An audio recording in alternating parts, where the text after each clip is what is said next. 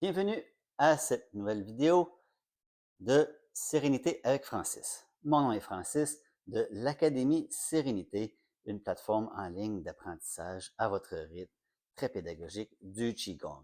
Le lien de l'Académie Sérénité est dans la description en bas. Si vous allez sur l'Académie ou juste pour vérifier mon site web, academiesérénité.ca, vous allez voir la plateforme est très bien faite, les cours sont très solides et tout ça a été construit avec une plateforme qui se nomme System.io.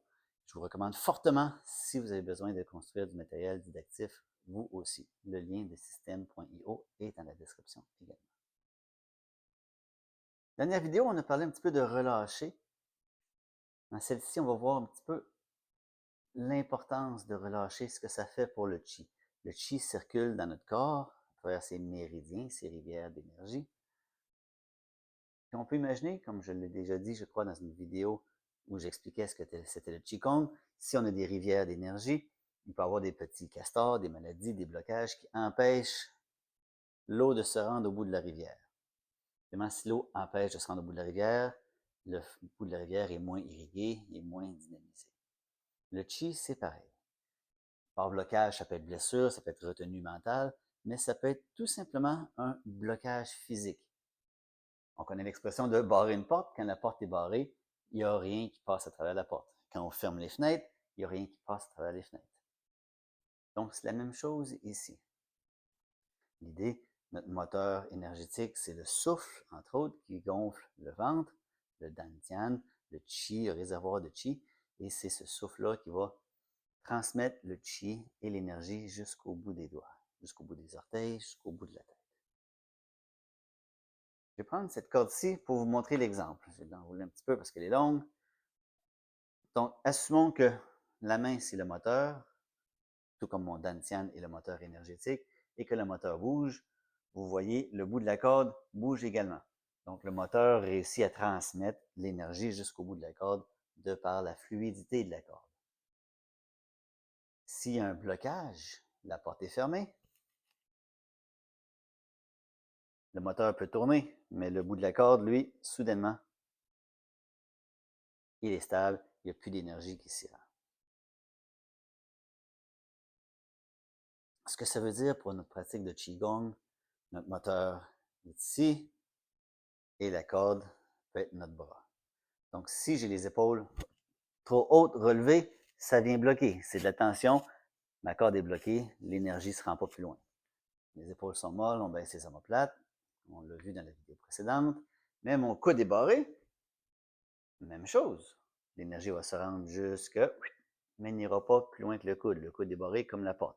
Donc, on garde le coude toujours un petit peu mou, un petit peu fluide.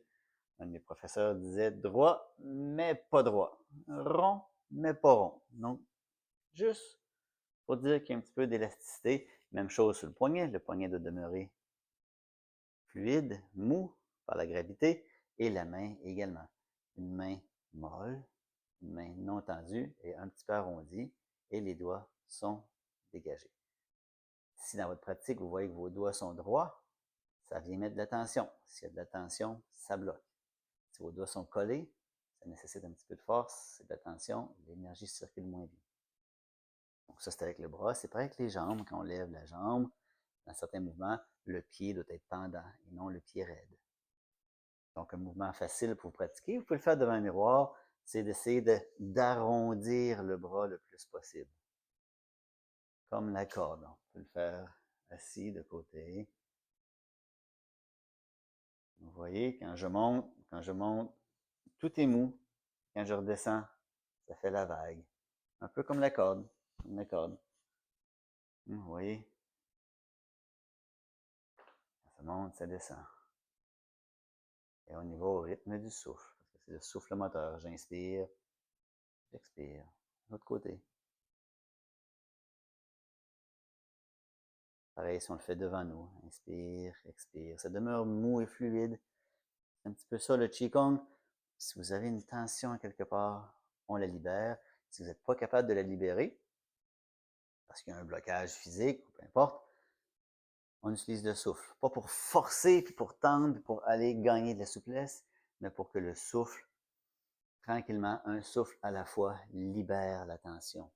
libère la tension, défait le caillot pour que ça puisse circuler. Le souffle sert à lubrifier et à fluidifier le mouvement.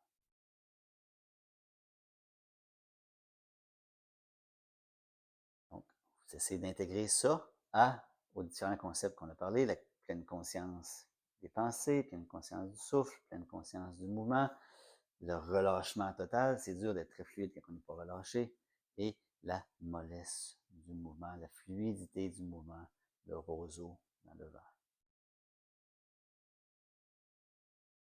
Bonne pratique, bon Qigong, et encore une fois, plusieurs liens utiles pour vous en dessous de cette vidéo-ci, entre autres votre accès à l'Académie Sérénité, quelques livres que j'ai publiés sur le sujet du Qigong ou du développement personnel, une panoplie d'informations et on s'abonne à ma chaîne.